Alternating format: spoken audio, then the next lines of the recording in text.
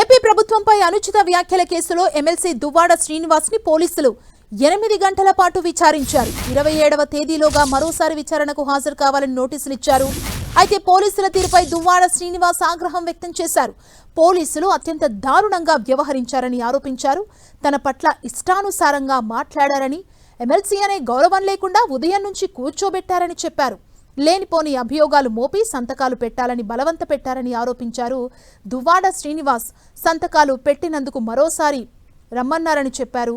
ప్రశ్నించినందుకే తనను వేధిస్తున్నారన్నారు. అయినా తన పోరాటం ఆగబోదన్నారు.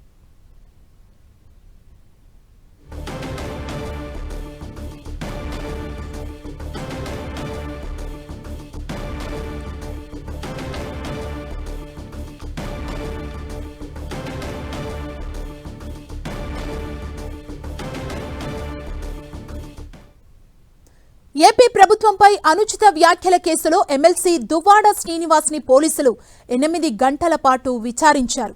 27వ తేదీలోగా మరోసారి విచారణకు హాజరు కావాలని నోటీసులు ఇచ్చారు. అయితే పోలీసుల తీరుపై దువ్వాడ శ్రీనివాస్ ఆగ్రహం వ్యక్తం చేశారు. పోలీసులు అత్యంత దారుణంగా వ్యవహరించారని ఆరోపించారు. తన పట్ల ఇష్టానుసారంగా మాట్లాడారని, ఎమ్మెల్సీ అనే గౌరవం లేకుండా ఉదయం నుంచి కూర్చోబెట్టారని చెప్పారు. లేనిపోని అభియోగాలు మోపి సంతకాలు పెట్టాలని బలవంత పెట్టారని ఆరోపించారు. దువ్వాడ శ్రీనివాస్ సంతకాలు పెట్టనందుకు మరోసారి రమ్మన్నారని చెప్పారు. ప్రశ్నిస్తున్నందునే తనను వేధిస్తున్నారని, అయినా తన పోరాటం ఆగబోదన్నారు.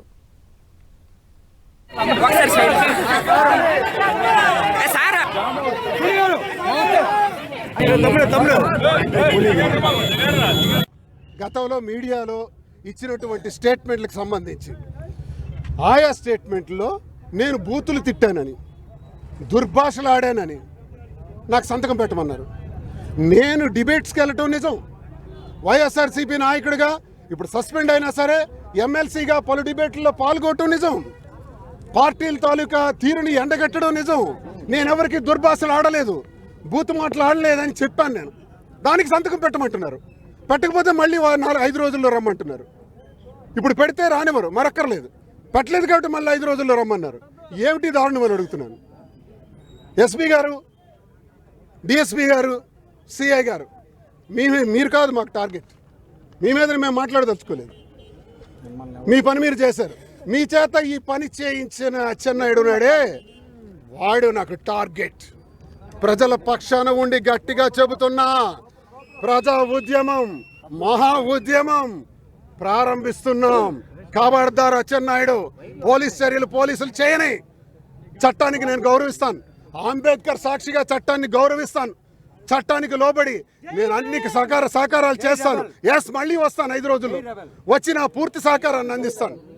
ఏం చేయబోతున్నారో చెప్పండి, ఎందుకు పిలిచారో చెప్పండి, దమ్ముంటే చెప్పండి.